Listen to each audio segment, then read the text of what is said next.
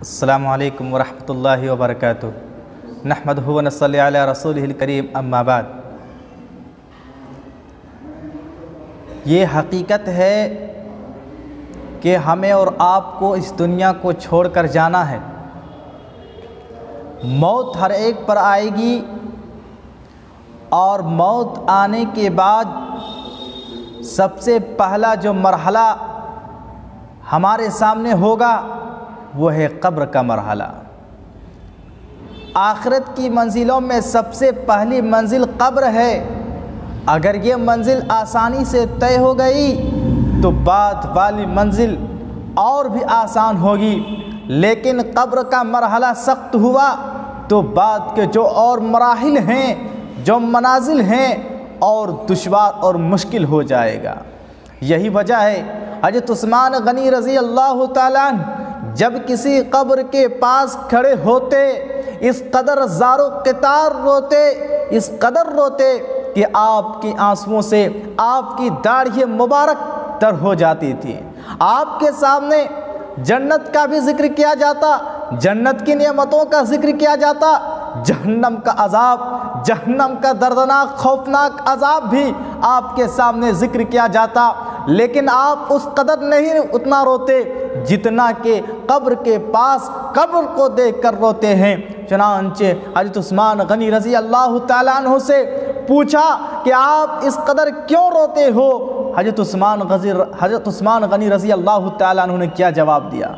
कहा, मैंने अल्लाह के रसूल जनाब मोहम्मद रसूलुल्लाह सल्लल्लाहु अलैहि वसल्लम को फरमाते हुए सुना। आपने फरमाया, इन्नल क़ब्र अव्वलु मनाज़िलिल आखिरा, कि कब्र आखिरत के मंजिलों में सबसे पहली मंजिल है। अगर ये मंजिल आसानी से तय हो गई, आसानी से गुजर गई तो बाद वाली जो मंजिल है और आसान होगी, लेकिन अगर ये मंजिल सख्त हो गई तो बाद की मंजिलें और भी ज़्यादा सख्त होंगी।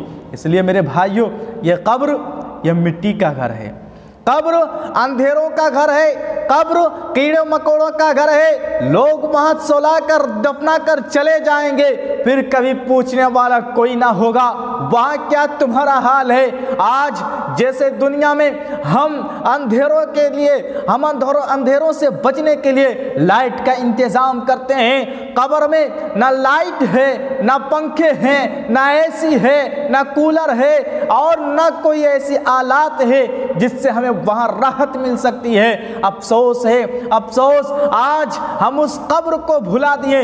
जहाँ हमें जाना है उस कब्र की तैयारी नहीं करते हैं। मेरे भाइयों, उस अंधेरे घर की तैयारी करो, उस अंधेरे घर की तैयारी करो। जब उसमें सुला दिया जाएगा, फरिश्ते आएंगे, आपसे पूछेंगे, सवाल और जवाब होगा, उस वक्त क्या हाल होगा, उस वक्त क्या हाल होगा। इसलिए उस कब्र की तैयारी करो जहाँ से हमें और आपको गुजरना है। हदीसों में आता है कि अगर बंदा मोमिन होता है, बंदा मोमिन होता है, उसे जब दफना दिया जाता है तो कब्र उससे कहती है, तेरा आना मुबारक हो, तेरा आना मुबारक हो। और दुनिया में जितने भी इंसान इस ज़मीन पर गुजर करते थे, बसर करते थे, उनमें तू बहुत ज़्यादा महबूब और पसंदीदा था।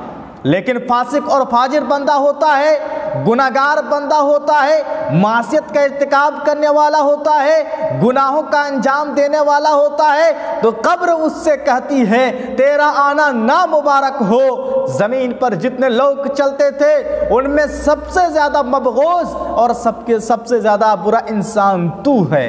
उसके बाद कब्र उस मुर्दे को दबोचती है, दाएं तरफ की पिसलियां बाएं तरफ की पिसलियों में और बाएं तरफ की पिसलियां दाएं तरफ की पिसलियों में उसे दबोचती है, यहाँ तक कि वो इंसान, उस इंसान अजाब से दो चार होने लगता है। इसलिए कब्र की तैयारी करो, वहाँ से हर एक को गुजरना है।